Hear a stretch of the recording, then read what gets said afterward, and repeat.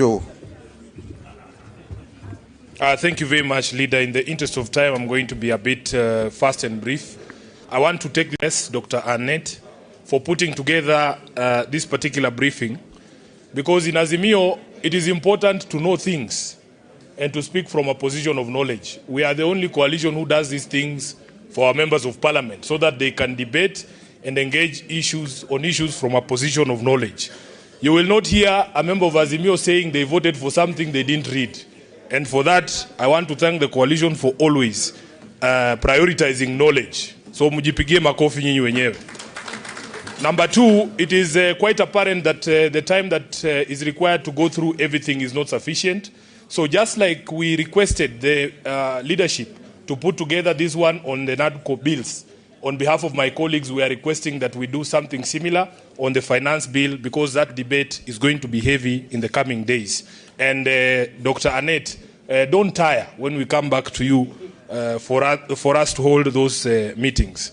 I will just say that it is quite exhausting for good people when bad people are in power, because it is quite clear that these people have unending reservoirs of evil.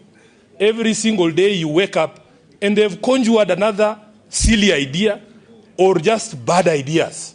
And they say that we in the opposition are required to push back on these things.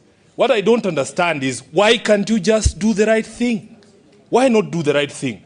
Although they say that the price of democracy is a ton of vigilance, these ones are overworking us by every single day, waking up with dumb ideas, with bad ideas, with very diabolic ideas. If you sleep and dream, your only dreams are how to make life even more difficult for Kenyans. Which other areas can you impart some pain on Kenyans until you get to the place where you are thinking of imposing taxation on bread and on motor vehicles, which are overtaxed in the first place? I think these people, we must give it to them. They really have depth when it comes to ways of hurting Kenyans. I will say two things and sit down. Honorable members, on this question of recognition of parliamentary parties, I want to plead with members that just like it was done in the National Assembly, that you lifted the definition from your standing orders, it would be also prudent for us to lift from our own standing orders in the Senate, because they already have provision for recognition of parliamentary parties, and the bar has been set at 10 members. I am hoping that I'll be able to convince my colleague from Kitui, the Honorable Senator Wambua, because I know that he has a different opinion. Honorable members, lastly, on the political parties funding, I want to say, as SG of ODM, that I am aware that, in fact, the last time we had a PG, Honorable Kalonzo Musyoka, if you remember, the Honorable Mulu, I think he's called, Makali Mulu, gave a briefing, and he had told us that at that particular point there was a proposal to return the 1.4 billion shillings for political party funding that had been in the previous budget. The information we are getting right now is that there is already a proposal from Treasury to cut that back to 600 million shillings for all qualifying political parties. So for me, really, the regret is that we did not take advantage of this process to ring-fence political party funding, because the idea by this regime is to cripple us. I can ascertain here that all our programs at the party have ground to a halt.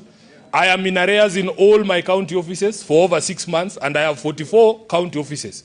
Honorable Kalonzo and the team, we must think of how we ring-fence the political party funding.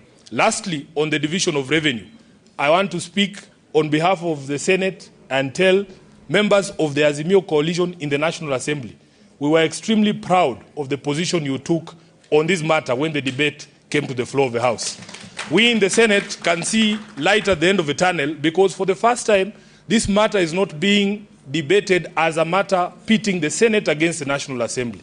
And I am hoping, honorable members of the coalition leadership, that when we go to mediation, the instructions on members of the Azimio coalition who will be in that mediation team will be to stand with devolution, to stand with the Senate, because the figures we have proposed of 415 billion to the counties is something we can justify, and we are prepared to do that. So I am hoping that you will support us.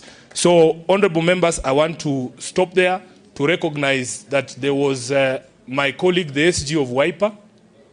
I saw her in the room, but she left.